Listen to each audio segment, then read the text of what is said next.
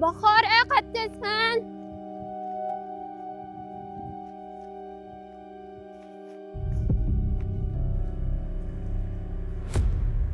Qurbon aka o'g'li Javlonga uy-joy qilish uchun hovlini teng yarmini bo'lib berdi.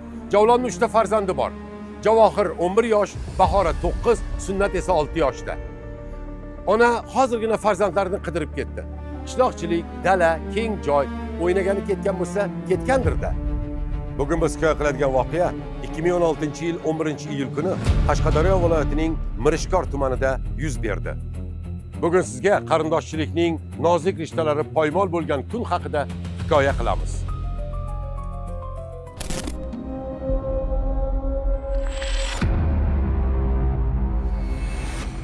Avvalambor mehmon, ming rahmat tashrif buyurganingizga. Endi to'g'ri tushunasiz. Taqdir degan narsalar bor. Xafa bo'lmay ketasiz. Nima gap? Nevaralaringiz yo'q. Voy, bu yurgandir-da biron joyda o'ynab.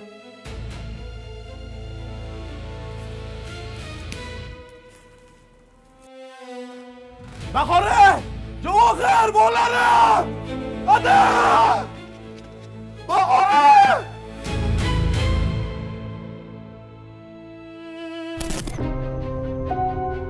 Ko'zingni tikur, tik qora bo'lsa bo'lsin. Tikur. Aya, Obbo, ana ovozing o'chkur, keliningiz kelyapti. Nima gap? nevaralaringiz yo'q. Voy, bu yurgandir-da biron joyda o'ynab. 2 soatdan beri qidiryapman, hech qayerda yo'q. Obbo, yurgandir, qo'shninikini qaramadingmi? Qaradim, Yon qo'shnini qaradingmi? To'g'ridagini qaradingmi? qaradim. Voy, tavba, bir bolangga eplab qara olmaysan, qanaqa kelinsan? Qarasang bo'lmaydimi bolaga?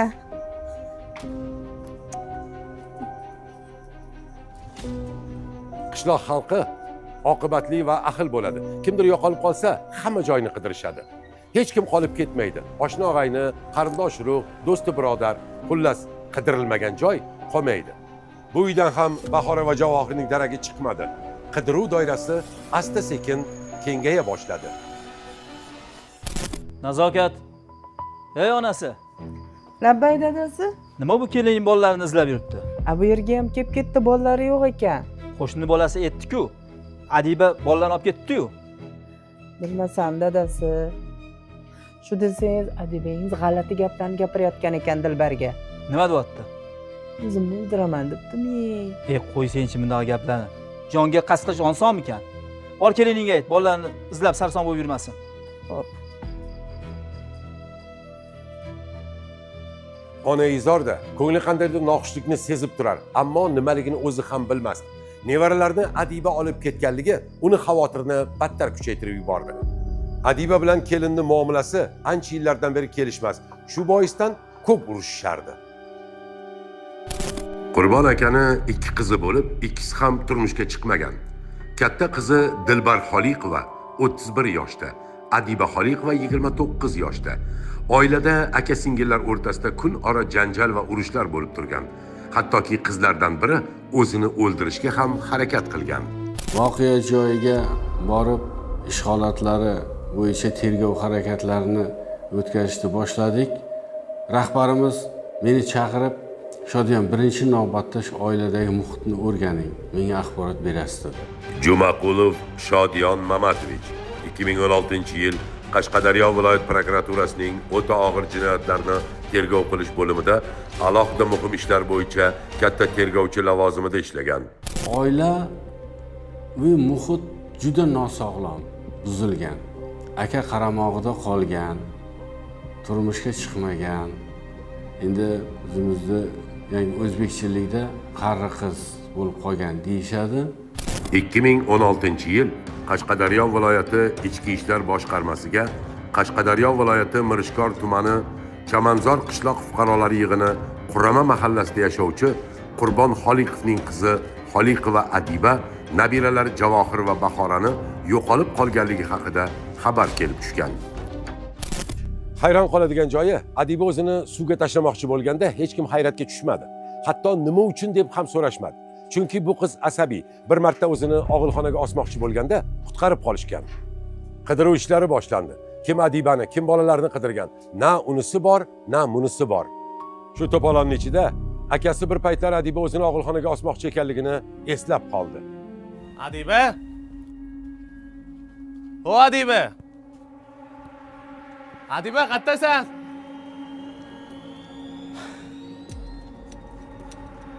Adiba!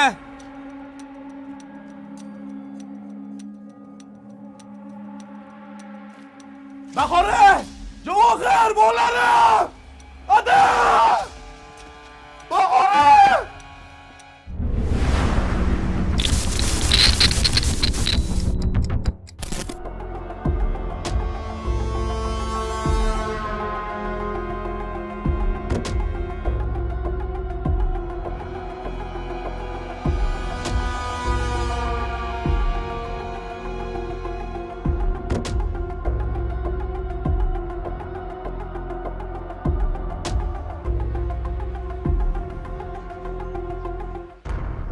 Vaziyat o'ta dahshatli edi. Ikki norasida go'dak shafqatsizlarcha o'ldirilgan. Ularning qo'llari ro'mol bilan bog'langan. Boshlarida esa jarohat. Javohirning bilagi kesilgan. Tanasiga bir necha bor pichoq sanchish oqibatida vafot etgan. Bahoraning ham bilagi kesilib, ko'p qon yo'qotish natijasida o'lgan. Ikkalasining ham og'zi skoch bilan yopilgan. Skochdan bir dona barmoq izi topildi. Kimniki? Voqeani o'zi tafsilotiga keladigan bo'lsa, akasi bilan, yangasi bilan, ota-onasi bilan ham kelishmaydi. Bir necha yildan beri. Niyozov Farruh Jumanazarovich 2016-yil jinoyat ishlari bo'yicha Qashqadaryo viloyat sudida sudya lavozimida ishlagan. Akasi bilan kelishmagandan keyin akasi yangasi bilan alohida bo'lib ko'chib chiqqan, yonidagi uyda qo'shni hovlida yashaydi. Nevaralarining ahvoliga chiday olmagan Qurbon, norasidalarning boshini senlar yedilaring deb qizi Dilbarni urib boshini yordi. Ota nega bu qizdan gumon qilyapti? Bu shafqatsizlikni kim qildi? Nahotki qizlar? Adiba qayerda? Qidiruv ishlari davom etayotgan bir vaqtda Mirishkor tumanidan oqib o'tgan kanal bo'yida xizmat olib borayotgan qo'riqlash xodimlari Adibani kanal yonida ko'rganligini aytishdi. Adiba kanalga kelgan u bir ko'rinish berib ortiga qaytgan. Keyin qayerga g'oyib bo'ldi. Uni butun qishloq birgalashib qidirishga kirishdilar. Mulla bilganini o'qiydi, qarg'a ko'rganini cho'qiydi deganlardek har kim o'z bilganicha qidiraverdi.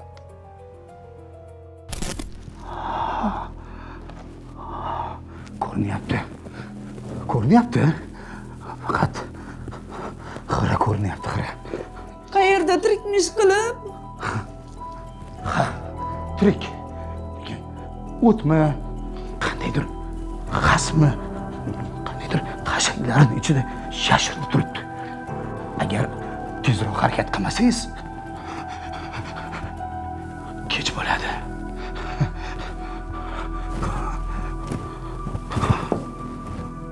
Bor. Oradan 3 kun o'tib, folbin aynan shunday dedi. Odamlar folga ishonib qidirishga kirishdilar. Qizig'i, qishloq joyda o't bilan xas hamma joyda bor-da. Bu vaqtda organ xodimlari tinim bilmay uyma-uy yurib Adibani qidirishayotgan edi.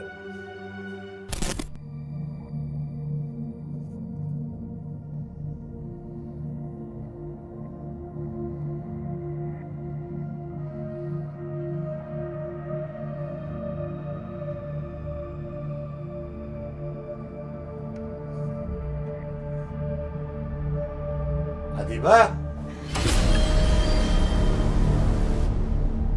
Adiba, shu yerdamisan?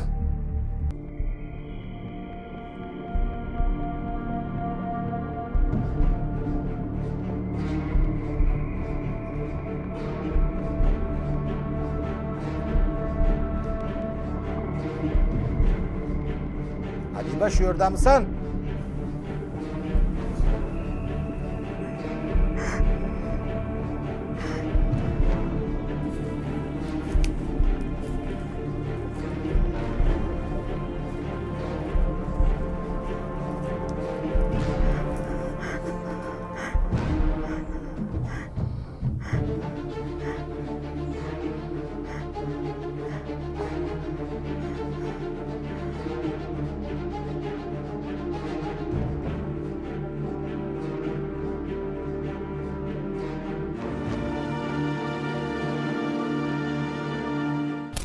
menga qara.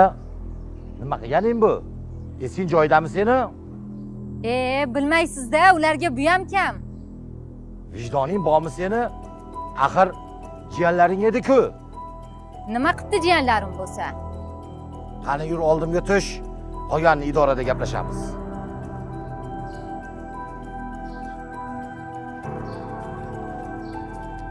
O'sha kuni kechga yaqin profilaktika inspektori Adibani topib qo'lga oldi. Qiz hammasini tan olib, bo'lgan voqeani oqizmay tomizmay gapirib berdi. Men bunga birinchi bergan savolim, bunday vahshiylik qilishingga sabab nima? Akam meni yomon ko'radi. Meni turmushga chiqishimni xohlamaydi. Kelgan sovchilarni qaytarib yuboradi. Akamdan alamni olish uchun shunday qildim. Faloncha pismidonchalardan sovchilar keldi. Hammasini qaytarib yubordi degan gapda. Xo'p, akangda alaming bor ekan, norasida go'daklarni qon to'kishga nima majbur qildi seni? Bu darajaga bording. Akangdan alamingni olib qo'ysang bo'lmasmidi? Akamga kuchim yetmaydi. Zaharlayin desam zahar topa olmadim. Majbur bo'lib bir umr qiynalib o'tsin deb shu ishni qildim dedi. Sudlanuvchi o'zi vaj keltiryapti.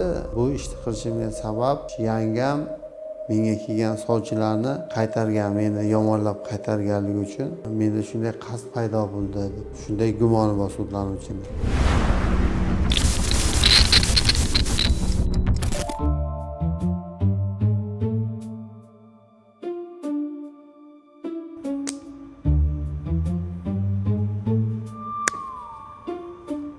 Birodar, nimaga asabiysiz? Assalomu alaykum. Yaxshimisiz? Siqilaman-da. Siqilganimdan uyda o'tira olmaydigan bo'lib qolganman.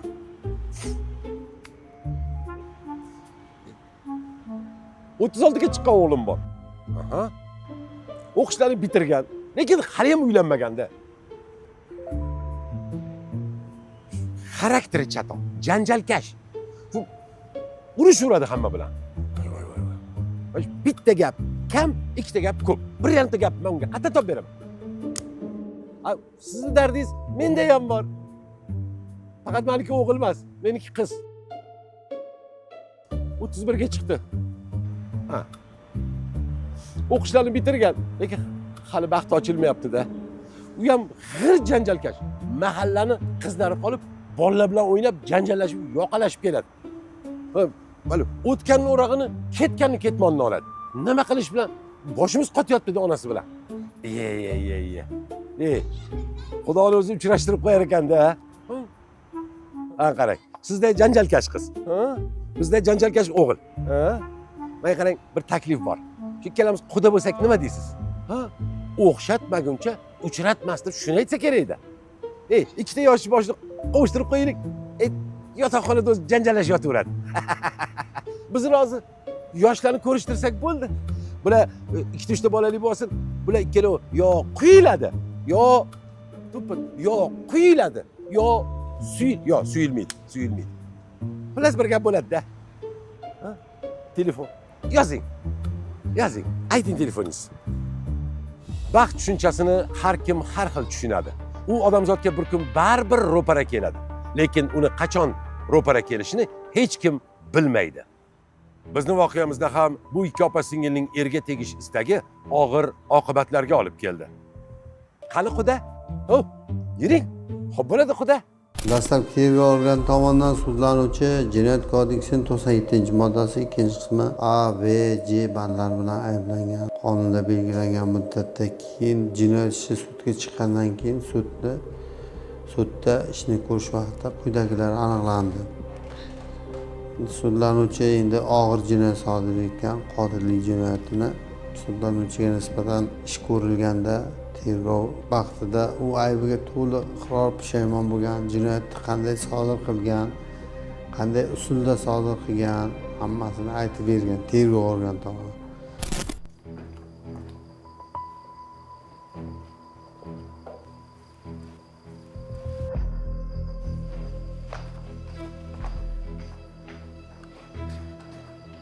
Qani mehmon, Avvalambor mehmon, ming rahmat tashrif buyurganingizga. Endi to'g'ri tushunasiz. Taqdir degan narsalar bor. Xafa bo'lmay ketasiz. Nimayandir deganda. Lekin bir oilaviy gaplashib ko'ringlar bir yana. Bo'ladi. Sog' bo'ling, o'zingiz asrang, salomat bo'ling. Xafa bo'lmay keting mehmon. Yo'qda. 2016 yilning fevral oyida bo'lib o'tgan mana shu holat, ko'rinishdan beozorgina gap so'zlar bu hovlida to'y bo'lmay o'tirib qolgan ikki qizning sabr kosasiga tomgan so'nggi tomchi bo'ldi. Adiba va Dilbar bu odam bizga sovchilikka keldi deb o'ylashgan edi. Otasining savdo pishmadi deganiga otam va akam sovchini qaytardi degan fikrga bordi.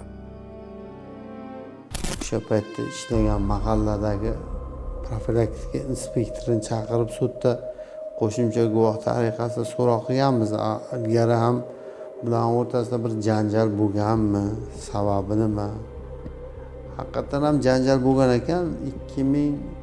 Bu voqea 2016-yilda bo'lgan bo'lsa, 2004-yilda bir janjal bo'lgan ekan. Nafaqa puli bo'yicha janjal bo'lgan ekan. Lekin marhumaning, ya'ni bitta qiz bola, bitta o'g'il bola. 2007-yilda bittasi tug'ilgan, 2009-yilda bittasi tug'ilgan. Otasini aytishiga qaraganda, aytibdi, u menga 9 yillardan beri bu gapni singlim aytib kelgan. Bolalaringni o'ldiraman, ishqilib yomonlik qilishini aytib kelgan. Buni oldindan niyati bo'lgan degan gapni qildi.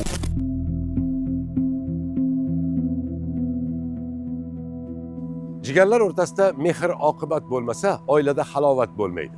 Javlon, uning xotini, opa-singillar o'rtasidagi adovat bundan 12 yil oldin boshlangan. Hovlini yarmini o'g'liga bergani uchun qizlar otasiga tuhmat qilishgacha borgan. Sen otamni pensiyasini olib qo'yapsan deb aka-singillar bir necha bor janjallashgan. Hatto kelinga tuhmatlar qilib, toshbo'ron ham qilishgan. O'shandan beri Javlon singillari bilan gaplashmaydi.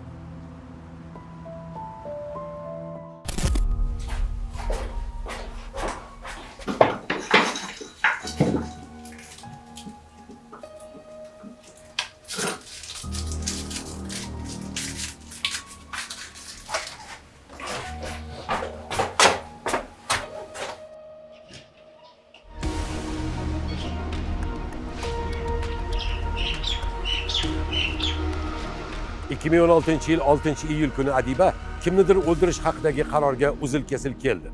U oshxonadan pichoq, bir dona skoch, ro'mol va ikkita ustara tig'i, ya'ni lezva olib, og'ilxonaga yashirib qulay fursat kuta boshladi.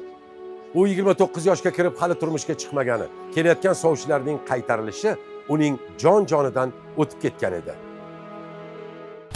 Asli reja tuzganda oldindan rejalashtirilgan, molxonaga olib kirib jiyanni o'ldiraman deb reja qilib, skoch, lezva molxonaga olib kirib yashirib qo'ygan devor orasiga. Endi shu jinoyatni qilayotgan kuni katta jiyani, bir kattasi o'g'il, kichkinasi qiz, ikkita jiyani. O'g'il bola jiyanni qo'ldan ushlab, senga hozir molxonadan tipratakon ushlab beraman deb bolani qiziqtiruvchi narsalarni aytib qo'ldan ushlab olib ketayotganda kichkina jiyani, boya qiz bola ularga ergashib qolgan. Charchamadinglarmi? Yo'q. Javohir? Ha? Senga tupratikalar yoqarmidi? Ha, yoqadi. Hozir senga katta tupratikani tutib qo'yganman. Ko'rish xohlaysanmi? Ha. Hozir ko'rsataman. Aka, bormaylik, oyim urishadilar. Voy, Bahora, xavotir olma, oyingga tushuntirib qo'yganman. Yuraqa. Senga ham o'zim chiroyli tupratikani tutib qo'yganman, ko'rsataman. Ketdi, yuringlar.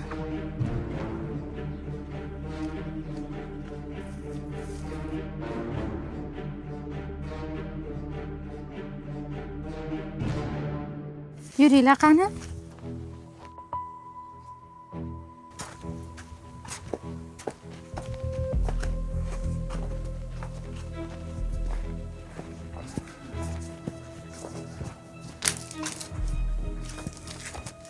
Amma, tupratgan qayerda? Hozir ko'rsataman. Ke qani? Qara Javohir, ko'rdingmi? Ho, burchakda turibdi. Kira qol. Bahora, kirsan ham. Qo'rqma, o'sha burchakda turibdi.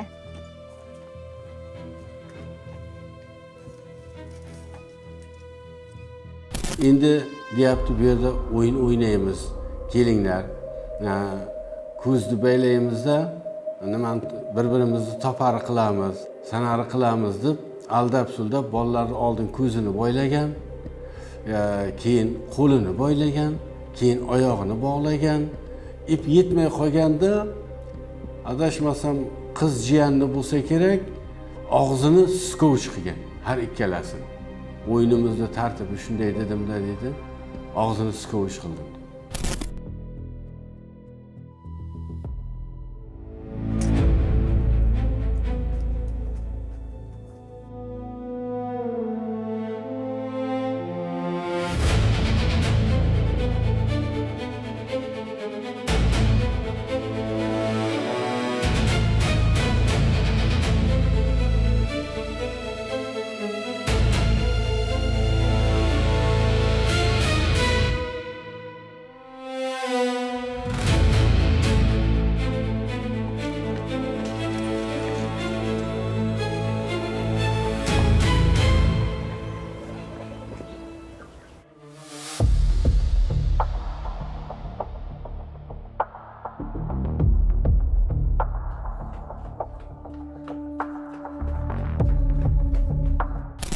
Yonida Lizo bo'lgan. Dastlab uni venalarini kesgan, akasini oldida singlisini oldida ikkalasiga xo'p azob bergan. O'ldirgan o'sha joyda. Buni keyin otasi ko'rib qolgan, keyin kelib bolalarni o'layotgan joyida tergov organi kelgan voqea joyiga, profilaktika inspektorlar, militsiya kelgan. Xo'p, hamma holatlar, voqealar rasmiylashtirilgan shunda. Bu go'daklarni o'ldirguncha rahming kelmadimi? Ular shafqat so'ramadimi? Baqir-shaqir qilmadimi? Yo og'zi skovch qilingan, lekin ingradi, tipirchiladi, rahmim kelib men ham qo'shilib yig'ladim deydi. Keyin nima qilmoqchi eding? Keyin o'zimni ham o'ldirmoqchi edim.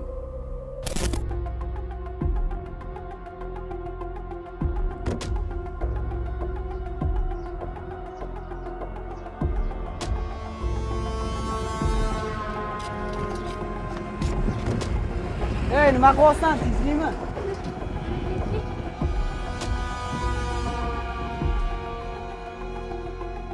Adiba kanal atrofida odam ko'pligi uchunmi yoki jon shirinlik qildimi, ortiga qaytdi. Tergov organ tomonidan hamma tergov harakatlari o'tkazilgan. Unga statsionar tartibda ekspertiza tayinlangan bo'lgan. O'shanda uni ruhan sog'lom deb bergan, lekin uni harakati bizda birinchi shubhalar ham tug'dirgan. Sog' odam bu ishni qilmaydi. Lekin ruhiy sog'lom chiqdi.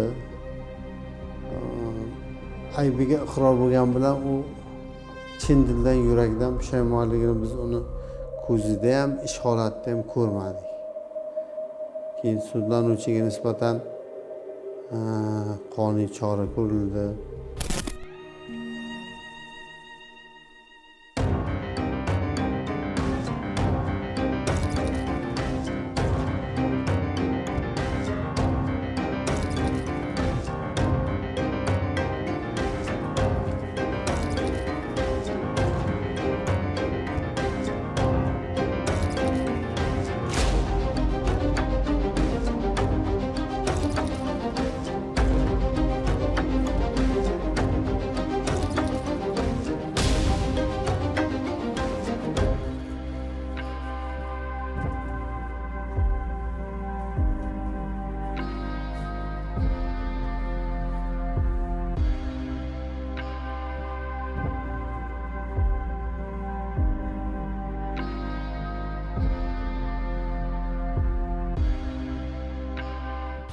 Tergovda Javlon singlimni bir o'zi ikki bolani o'ldira olmasdi.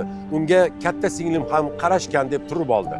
Biroq tergovda bu narsa o'z isbotini topmadi.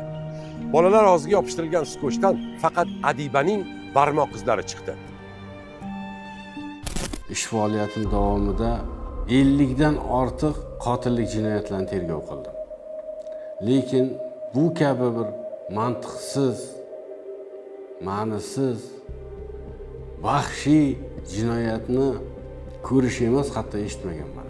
Tergov harakatlari ancha davom etdi.